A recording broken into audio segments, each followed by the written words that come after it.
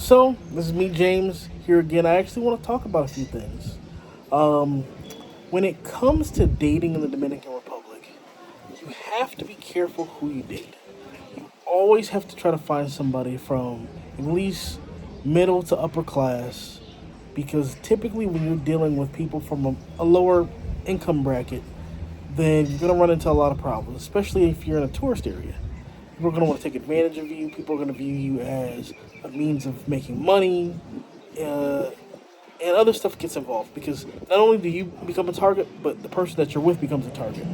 And this goes for anything. So, for the women out there, you also become a target as well because then other people that may not have wanted that person previously, they're now going to want that person because now they have a gringo. So the money is going to attract enemies to you and people that are also going to want to take advantage of the person that you're with and convince your person that you're with to take advantage of you. And I've seen this happen a lot, all age groups, all demographics, white, black, Asian. I've seen everything. I've seen guys lose their entire checks. I've seen guys end up on the street. I've seen guys buy places for the girl, but then they don't have anything for themselves. So I just warn everyone, be careful when you're dating somebody. Don't lead with your wallet. But I mean, it's great to be in the country. Uh, Dominican Republic, Colombia, Brazil, all these places you have to follow the same rules.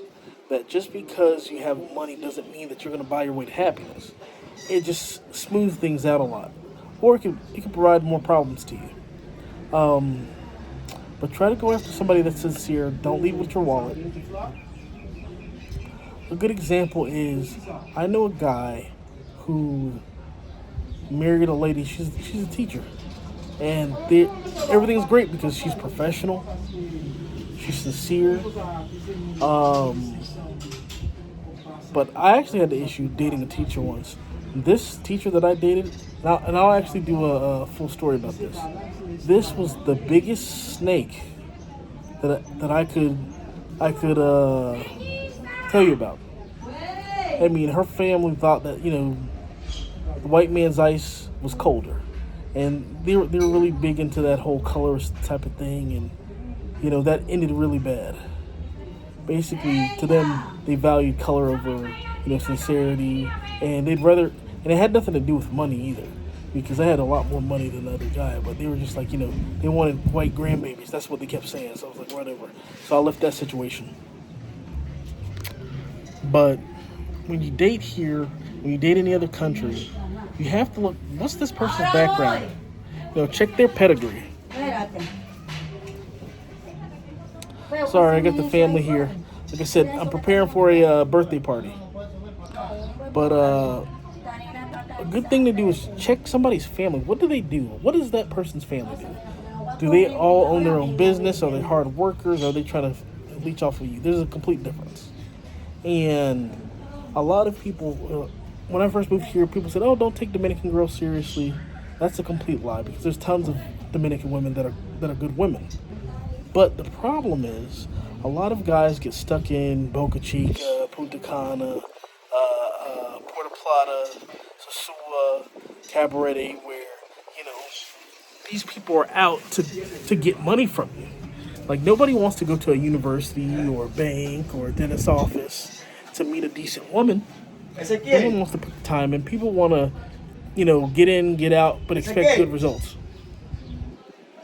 So you get what you put out there, and that's one thing that I've learned because I've run into a lot of issues early on in dating because I jumped into things, and moving abroad is no escape from your problems back home.